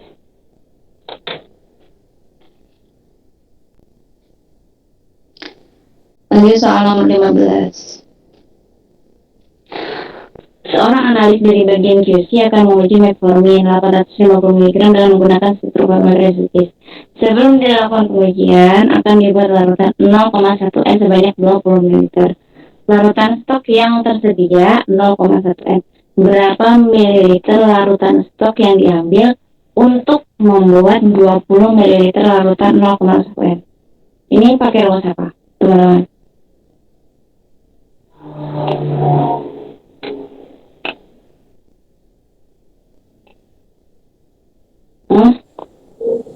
Aku nggak tahu sih rumusnya, tapi yang intinya yang ditanya di bagian diketahui kali berapa banyak yang mau dibikin. Satu pengenceran. Ya, tuh. Ya. 2 ya Kak, yang bagus. V1 kali N1, ini jawabannya 1 kali N1 sama dengan V2 kali N2. Kayak gini jangan sampai ketukar ya. Berarti nih, larutan stok yang diambil untuk membuat 20 ml larutan 0,01 N. Berarti yang 0,01 N itu punyanya sih 20 ml. Nah, larutan stok 0,1 yang diambil berapa? Kayak gitu. Ini jangan sampai ketukar. Ini ada pembahasannya kok. gitu. Diketahui volume butuh itu ya volume yang mau kita bikin. Volume yang mau kita bikin 20 ml. N butuh adalah N yang mau kita bikin, yang mau kita cari gitu. Yaitu bukan kita cari ya, yang mau kita bikin. Kita bayanginnya lagi bikin di lab. 0,01 N. Stoknya yang ada di lab 0,1 N. Terus dirubah ke sudut pandang soal gitu. Kalau satu sama satunya diganti stok, 2 sama 2 butuh. Terserah sih, ini mah sepengen kalian gitu. Kalau teman-teman pengen yang 2 stok, yang butuh 1 gitu nggak masalah. Misalkan V1N1-nya diganti V butuh sama N butuh juga nggak masalah sih. Ini yang penting kalau dia V-nya punya stok, N-nya juga punya stok. Kalau V-nya punya butuh, N-nya juga punya butuh gitu. Mereka selalu gandengan gitu, jangan sampai nyebrang sama dengan ya. Habis itu di rumusnya dibolak-balik, V stoknya dapat V butuh kali N butuh per N stok, dapatlah 2 ml. Kayak gitu caranya. Berarti untuk membuat larutan 20 ml 0,01 N dibutuhkan volume 2 ml dari stoknya. Berarti yang ditambahin berapa? Nih, kan kita bikin nih 20 ml. Kita pakai stoknya 2 ml. Nah, yang ditambahin, larutan yang ditambahin berapa? 18 ml. Nah, kadang ada soal kayak gitu. Berapa yang ditanya bukan volume stok yang diambil, tapi berapa volume pelarut yang ditambahkan. Jadi kan kita udah ngambil 2 nih dari stok, ya kurang ya 18 buat jadi 20 kayak gitu. Mengecoh sih, tapi kenyataannya memang seperti itu.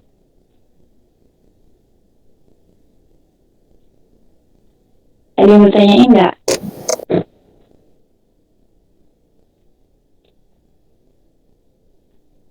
Ini metformin 860-nya ini juga nggak dibaca juga nggak apa-apa. Atas ini cuma pemanis lah. Buat Ya, boleh nambahin ya dikit ya. iya tambahin aja bang. Oke. Gini teman-teman, kalau ketemu soal hitungan seperti ini sharing aja sih, tips, berbagi tips aja biar lebih mungkin bisa lebih memudahkan. Oke. Kalau kita berangkat dari rumus ya, kan betul tuh rumusnya yang sudah ada di pembahasan V1 N1 V2 N2. Oke. Atau teman-teman bisa seperti ini ya. Mudah-mudahan bisa lebih memudahkan. Kalau saya punya tips, saya pakai biasa menyebutnya rumus kacang ya, rumus kacang. Nah, apa sih rumus kacang itu? Saya selalu menganggap yang ditanya dibagi yang diketahui dikali volume yang diinginkan. Oke. Itu bisa berlaku di soal yang ini, bisa berlaku juga biasanya tuh ada tuh soal yang ditanya di apotek, ada pasien membawa resep alkohol 70%. Disuruh nebus alkohol 70%. Tetapi di apotek tersedia yang 98. 70% di resep itu 70% dengan volume 100 mili, ya kan. Nah, tetapi adanya di apotek 98% dalam 100 mili.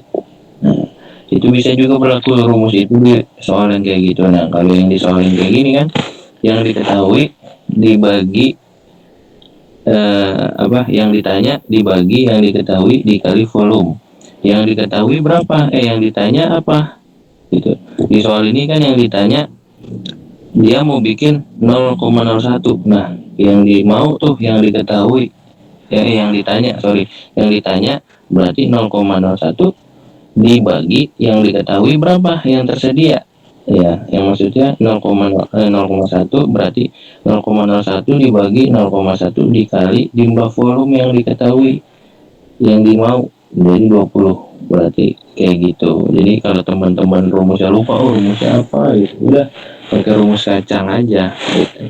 Insya Allah teman-teman bisa jawab. Coba nanti teman-teman aplikasiin aja, ketika yang ditanya berapa yang diketahuinya dicantumin di soal, terus dikalinya itu pengkalinya. Kalau misalkan ditanya berapa mili, berarti yang kalinya itu adalah satuannya mili. Ya, kalau yang ditanya dalam bentuk gram, berarti kalinya itu pasti dalam bentuk yang gram. Gitu. Contohnya ini kan ditanya di soal ini adalah mili ya kan, berarti kalinya itu adalah yang satuannya mili. Di sini mana yang satuannya mili? Yaitu 20 mili. Nah, sedangkan yang satuannya sama-sama belakangnya NN itu otomatis adalah dijadikan penyebut dan pembilang atau pembagi atas yang di atas atau yang di bawah biar hilang. Nah, pengkalinya karena di sini satuannya milik berarti milik. Itu aja sih. Biar catat aja. Itu banyak rumus. Kadang juga kalau lagi kepepet asal bagi juga dapat tahu. Iya, makanya kalau aneh itu dulu rumus andalan gitu, buat udah mentok nih rumus lupa, udah pakai kayak gitu aja. Satu bagi dua kurang. Iya, udah gitu. Bukan rumus andalan aneh itu ya itu ditanya dibagi diketahui dikali diketahui, udah gitu aja. Ya. Rumus aslinya ini, kalau terserah sih ini mah per perspektif. Kalau kalian lebih mudah yang ke siapa namanya Bang Pandu, kali Bang Pandu ya nggak masalah. Cuman kalau aku pribadi pakainya rumus ini sih dari SMA lah. Jadi bingung kalau misal banyak itu. Jadi tapi ya nggak masalah kalau emang lebih mudah kayak gitu mah ya no problem. Ada yang mau tanyain nggak? Oh, udah lanjut. Pasien berusia 25 tahun mengalami kejang. Kemudian dokter menginstruksikan pemberian phenytoin 2 ml dicampur dengan les 25 ml selama 15 menit. Diketahui 1 ml 20 tetes. Perawat menanyakan kepada apoteker berapa tetes yang harus diberikan. Ini pakai rumus apa? Sebenarnya kalau kayak gini, aku pribadi sih nggak pernah pakai rumus yang aku bahas di sini sih gitu. Aku pribadi nggak pernah pakai rumus bahasa faktor tetes itu karena bingung. Kalau aku pribadi itu simpel. 25 ditambah 2 mili berarti kan 27 ml dibagi 15 menit dapatnya. Nah, habis itu dikali 20.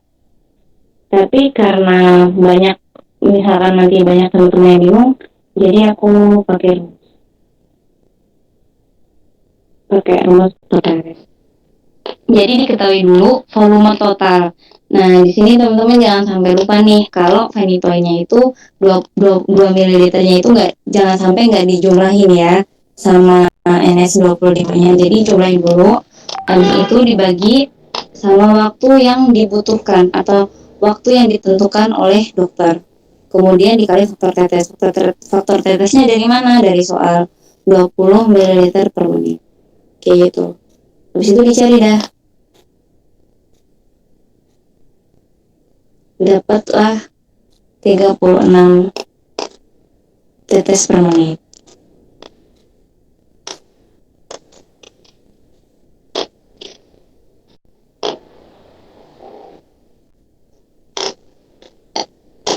Gimana Bang?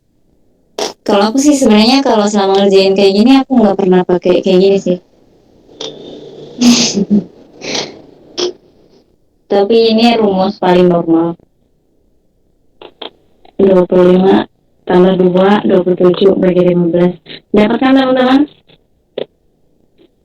Gitu aja.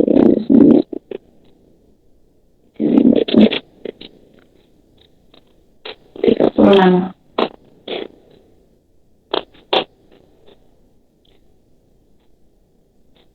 Ada yang ditanyain nggak dari saya? Banyak soal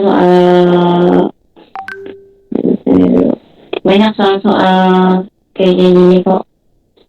Simbol-simbol UK itu yang kayak gini doang kok, nggak yang susah-susah. Nggak yang maksudnya yang rumusnya menjadi kalau di aku ya, nggak tahu kalau di angkatannya Bang Pandu. Rumusnya rumus dasar, rumus faktor teori kayak gini, rumus yang kayak tadi P1N1, nggak yang sampai susah-susah enggak. Jadi harus paham yang dasar-dasar kayak gini. Intinya yang di rumah sakit lah gitu.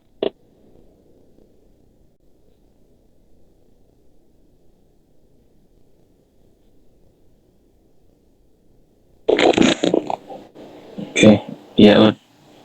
Ada yang mau ditanyain dari soal ini? Ya. Kalau nggak ada, lanjut bisa.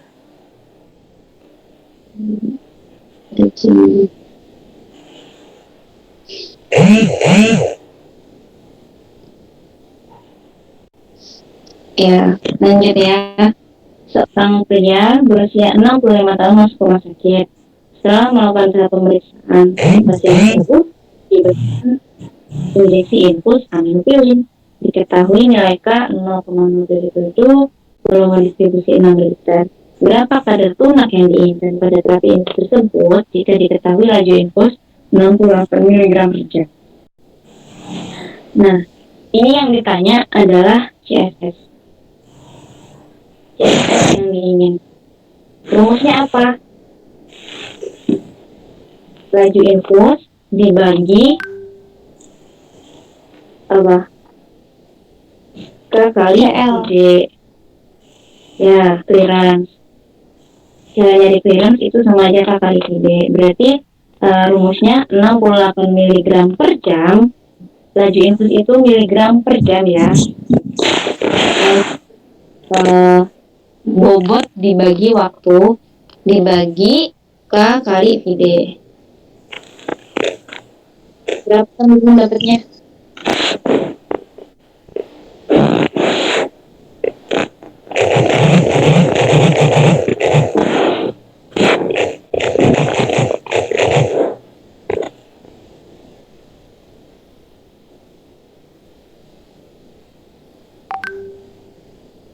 Ada yang udah hitung?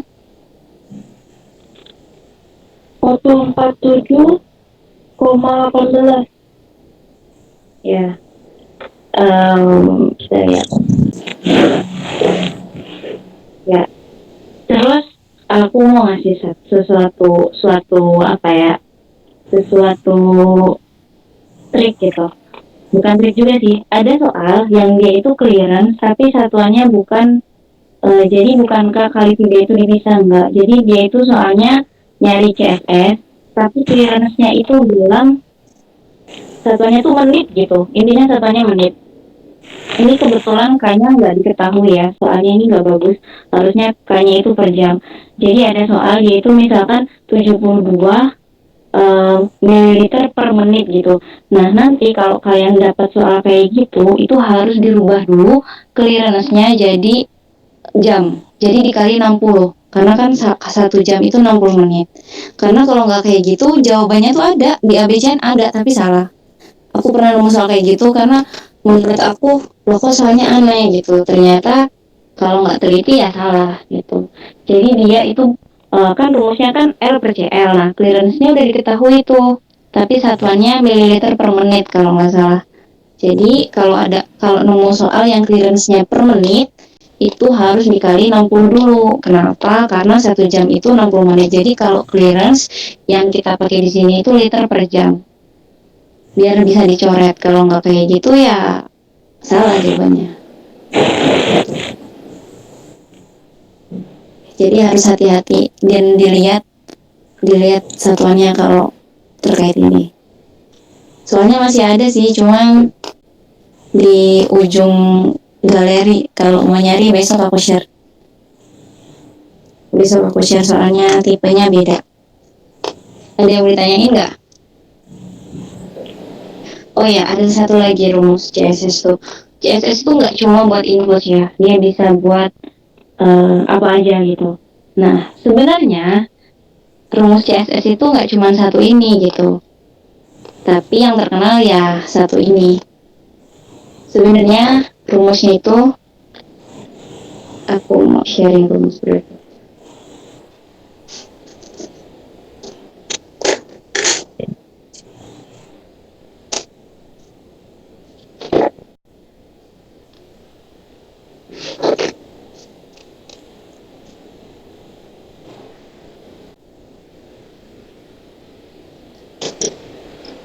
Udah nggak kelihatan ya, karena lampunya. Sebenarnya kelihatan nggak layarnya?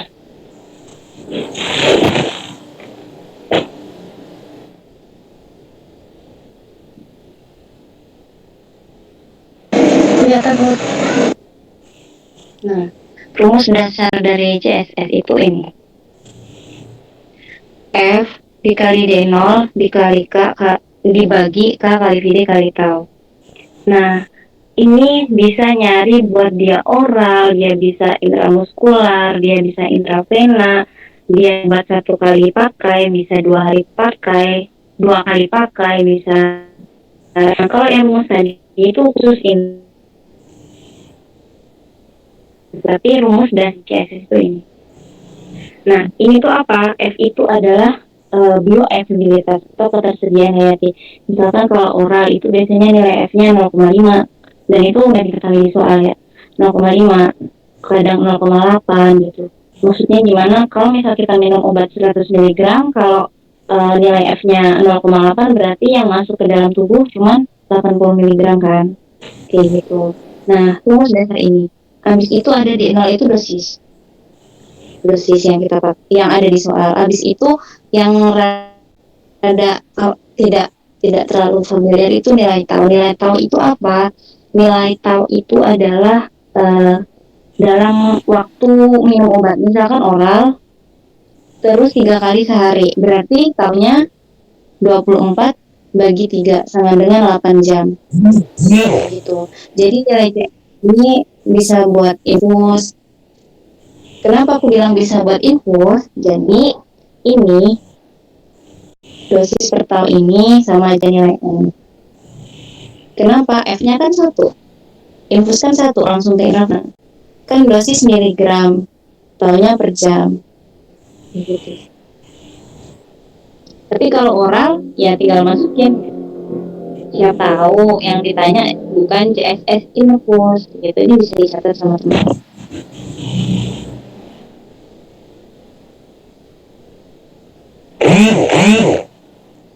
Ini juga bisa dimasukin ke soal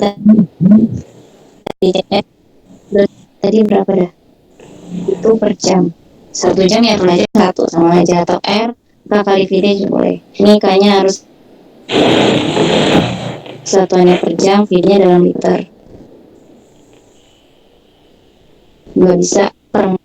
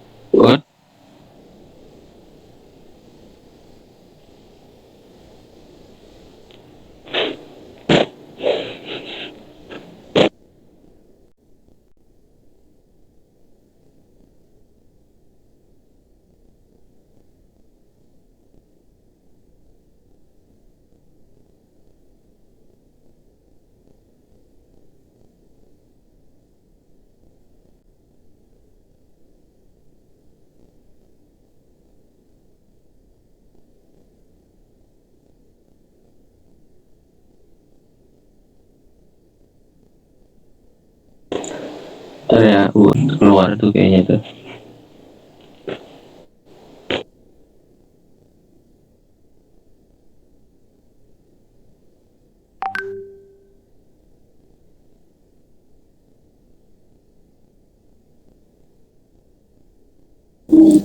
Kalau kita malamnya sampai jam berapa?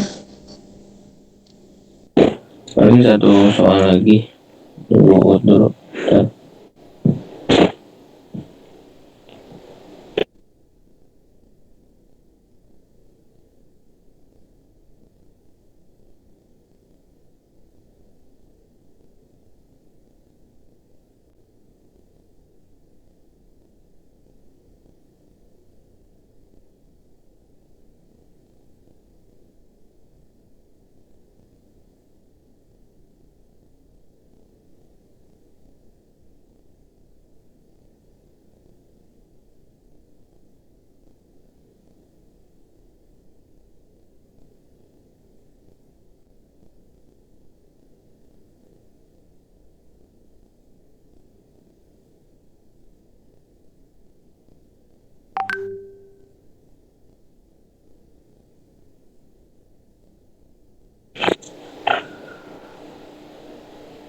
Oke, teman-teman, kayaknya outnya lagi ada problem.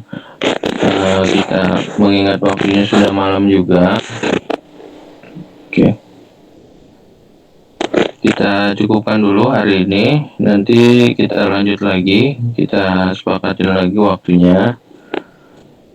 Dan teman-teman harus istirahat juga. Lagi kondisi kayak gini. Oke, nggak boleh capek-capek juga kita. Oke. Nanti kalau misalkan ada pertanyaan lagi, di-share aja di grup. Kayak waktu itu banyak kan diskusi-diskusi di grup. Nggak apa-apa, di-share aja. Nanti untuk selanjutnya yang soal-soal yang belum, nanti akan didiskusi lagi. Kita atur waktu lagi untuk pembahasan kayak gini, gitu. Oke. Hari ini pembahasan soal saya cukupkan dulu. Oke. Nanti kalau ada yang mau tanya silakan. Kurang lebihnya mohon maaf. Saya tutup ya teman-teman. Kita istirahat juga, sudah malam. Oke.